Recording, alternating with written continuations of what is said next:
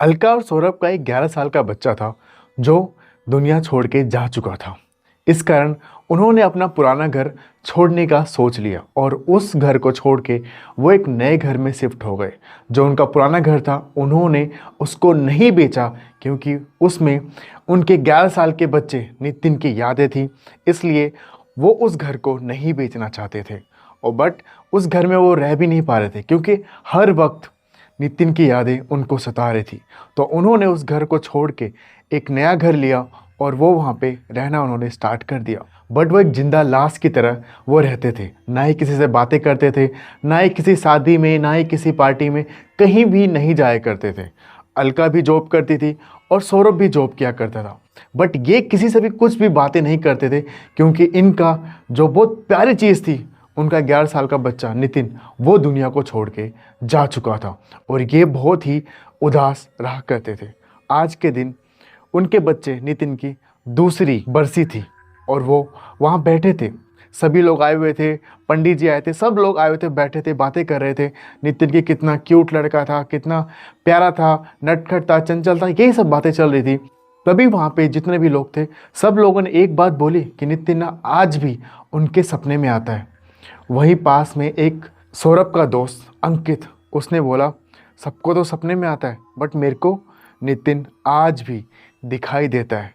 तो सब लोग अंकित को देखने लग गए कि ये ऐसे क्यों बोल रहा है।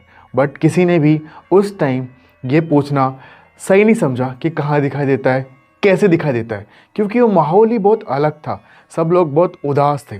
सब कुछ हुआ वहाँ पे, सब लोग अपने घर चले गए। अलका सौरभ के पास गई और उसने ये बोला कि अंकित ने ऐसे क्यों बोला कि आज भी नितिन अंकित को दिखाई देता है और कहाँ दिखाई देता है, पूछो ना। तो सौरभ ने ना ज़्यादा इस बात को ध्यान नहीं दिया और अलका को बोला प्लीज़ अभी सो जाओ, अभी मेरा मन किसी चीज़ में नहीं है। क्योंकि वो सौरभ नितिन को बहुत याद कर रहा था, अपने छोटे से बच्चे को बहुत याद कर रहा था, वो बहुत सैड था। तो अलका ने भी ज़्यादा फोर्स नहीं किया और वो भी चली गई सोने के लिए।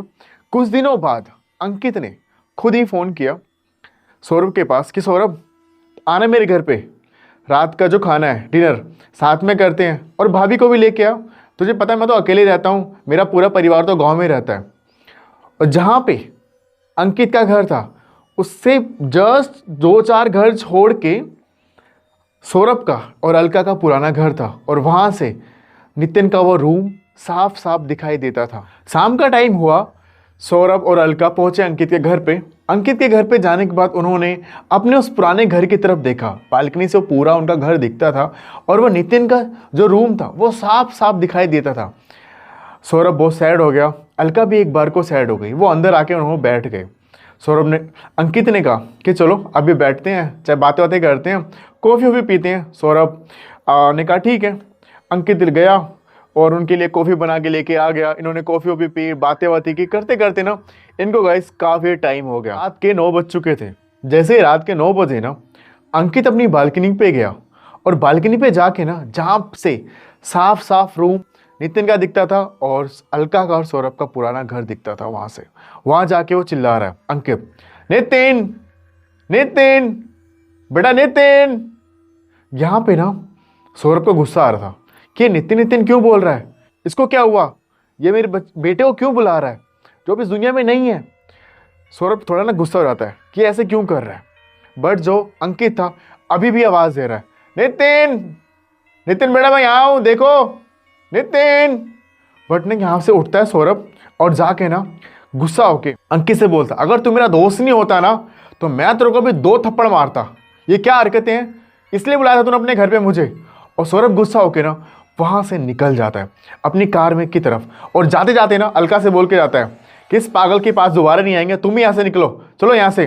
बट जो अलका है ना वो नितिन के कमरे की तरफ देख रही होती है। तभी ना और यहाँ पे अंकित लगा हुआ है अभी भी, नितिन नितिन बेटा नितिन। कुछ देर बाद नितिन के रूम की लाइट जलती है और वहाँ पर नितिन दिखाई देता है। अलका नितिन को देख के पागल सी हो जाती है और नीचे सीढ़ियों की तरफ से भाग के अपने घर की तरफ जाने की कोशिश करती है। बीच में ही सौरभ उसको रोक लेता है। अलका कहती है मैं नितिन है वहाँ पे, मैं झूठ नहीं बोल रही। सौरभ मेरी बात का विश्वास करो, जो अंकित है ना वो नितिन को बुला रहा था, इसीलिए बुला रहा था क्योंकि नितिन अक्सर अंकित को दिखाई देता है, तभी उसने उस दिन ये बात की थी। बट ना सौरभ गुस्सा हो जाता है, कहता है तुम भी अलका पागल हो चुकी हो क्या, चलो यहाँ से, कार में बैठो। सौरभ को गुस्सा देख के ना अलका बैठ जाती है गाड़ी में और ये घर पे चले जाते हैं। घर पे जाके अलका दोबारा से खाना बनाती है, क्योंकि ये अंकित के घर से बिना खाना खाए हुए आ जाते हैं। खाना बनाते खाते हैं इनको रात के 12 बज जाते हैं। जो सौरभ था उसको लगता है मैंने कुछ ज़्यादा ही गुस्सा कर दिया है। वो जाता है अलका के पास और बोलता है सॉरी अलका, मुझसे गलती हो गई तो मुझे माफ़ करना, और मेरा वो मतलब नहीं था, प्लीज़ आओ चलो सोने चलते हैं, और मेरी बातों को बुरा मत लेना क्योंकि मैं खुद इस टाइम परेशान चल रहा हूँ। अलका ने कहा मैं समझ सकती हूँ। अलका ने कुछ नहीं बोला। उसके बाद अलका चली गई सोने के लिए, और सौरभ भी बैठा हुआ था उनका जो हॉल था वहीं बैठा हुआ था। सोफे बैठे बैठे वो सिगरेट पी रहा था। पीते पीते ना उसको लगा कि यार 1-2 घंटे बाद कि मैंने कुछ ज़्यादा बोल दिया है अलका को। अलका पता नहीं सोई होगी कि नहीं सोई होगी। वो जाता है रूम में, देखता है कि अलका है कि नहीं। वो जाके गेट खोलता है तो अलका ना वहाँ बैठी हुई होती है। अब सौरभ भी जाता है वहाँ पे और वह सो जाता है। सुबह उठता है तो उसको लगता है कि यार मैंने रात को ज़्यादा बोल दिया था, अलका पता नहीं किस मूड में होगी किस मूड में नहीं होगी। वो जाता है गेट से बाहर तो वो देखता है कि अपने रूम से बाहर निकलता है, वो देखता है कि अलका वहाँ पर उसका खाना बना रही, लंच पैक कर रही है। वो सौरभ बोलता है कि अच्छा लेकिन तुम आज अपना खुद के खाने क्यों नहीं बना रही हो। तो अलका यही बोलती है कि सौरभ आज ना मेरा मन नहीं है और मैं ना आज रेस्ट करना चाहती हूँ। तो सौरभ कहता है ठीक है तुम मत जाओ। सौरभ अपना टिफिन विफिन लेता है, लंच वंच लेता है, वो निकल लेता है ऑफिस की तरफ। जब ऑफिस की तरफ निकलता है ना तो वो लंच करने के बाद ना उसको थोड़ा सा लगता है अजीब सा। वो क्या सोचता है यार कि एक बार बात करके देखता हूँ अलका कैसी है। फ़ोन करता है अलका को कि अलका तुम ठीक हो। तो वहाँ जब अलका ना कहती हाँ हाँ मैं बिल्कुल ठीक हूँ, मैं ना नितिन के साथ खेल रही हूँ। तो सौरभ कहता है नितिन के साथ खेल रही हो, तुम कहाँ पे हो। तो कह रही मैं अपने वही पुराने घर पे, और मैं नितिन के साथ खेल रही हूँ, तुम टेंशन मत लो, मैं ठीक हूँ उसके साथ। तो सौरभ कहता है ये कहाँ। सौरभ तुरंत फ़ोन काटता है और उसको समझ में आ जाता है कि अलका बिना बताए पुराने घर पे गई हुई है।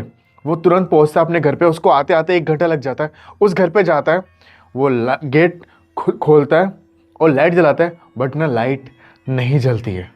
जब लाइट नहीं जलती है तो अपना फ़ोन निकालता है और वो फ़ोन से ना हर तरफ देखने की कोशिश करता है। वो आवाज़ देता है अलका अलका अलका। तो कुछ भी वहाँ पे रिएक्ट नहीं हो रहा होता है।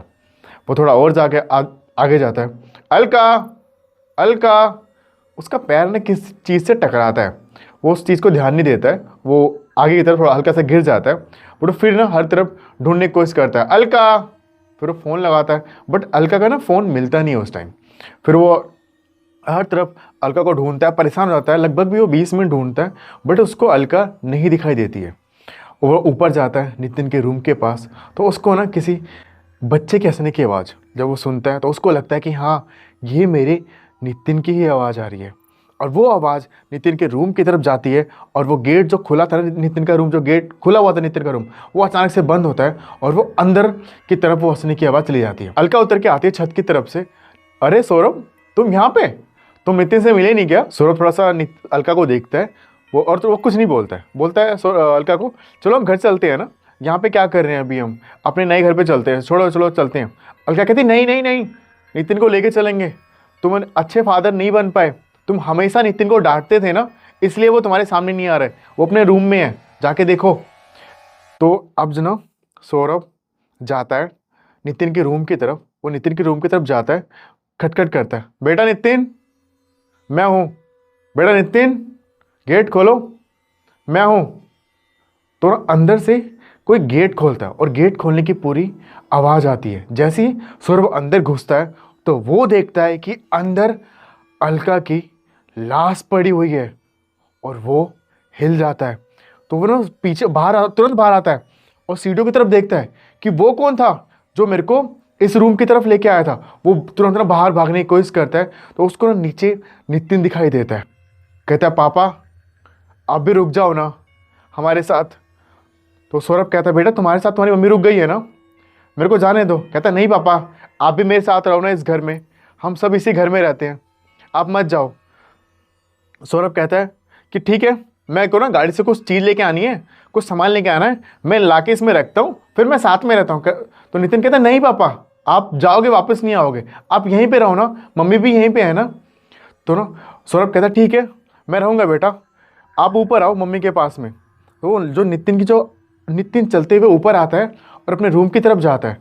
सौरभ ना भाग के नीचे जाने की कोशिश करता है और वो ना सीढ़ियों से गिर जाता है। जैसे वो गिरता है ना तो वो हर तरफ देखने की कोशिश करता है कि उसको कुछ भी दिखाई नहीं देता है। उसको बस ये होता है कि मैं कैसे ना कैसे इस घर से बाहर निकल जाऊं। जैसे वो बाहर निकलने की कोशिश करता है, वो उसका मेन गेट खोलता है अपने घर का, तो उसको ना अपने घर के बाहर नितिन दिखाई देता है। पापा क्यों जा रहे हो छोड़ के पापा? तब सौरभ यही कहता है कि बेटा तुम्हारी मम्मी है ना तुम्हारे पास में, मैं कहाँ जा रहा हूँ, मैं तो बस आ रहा हूँ। तो वो ना कहता है ठीक है पापा जल्दी आना। सौरभ वहाँ से निकलता है, भाग के अंकित के घर पे जाता है, अंकित को सारी स्टोरी बताता है और बोलता है कि देख नितिन ने ना अलका को मार दिया है और वो उसके साथ खेल रहा है वहाँ पे, और वो ना मुझे भी मारना चाहता है। फटाफट वो ना सौरभ के घर की तरफ भाग के आता है। जब वो सौरभ के घर की तरफ भाग के आता है तो वो ये देखता है कि सीढ़ी के पास सौरभ की लाश पड़ी है, और वो थोड़ा और ऊपर जाता है तो वो देखता है नितिन के रूम में अलका की भी लाश पड़ी हुई है। और वो भाग के आता है, सबको बुलाता है और उस घर को उसके बाद परमानेंट बंद कर दिया जाता है। एक कहते हैं ना कि आपका परिजन चाहे कितना भी कोई प्रिय क्यों ना हो, अगर वो दुनिया को छोड़ के जा चुका है तो उसको बोलो तू यहाँ से चला जा, अपनी दुनिया में रह, हमारे पास मत आ। अगर आपने उसको थोड़ा भी प्यार दिखाया, उसके पास जाने की कोशिश की, तो वो आपको अपनी दुनिया में बुला लेगा और किसी न किसी बहाने से वो आपको मार देगा। तो वैसे ऐसी और हॉरर कहानी सुनने के लिए अगर आप फेसबुक पे देख रहे हो तो फॉलो करना, अगर आप इसको यूट्यूब पे देख रहे हो तो सब्सक्राइब करना ओम का रेडियो।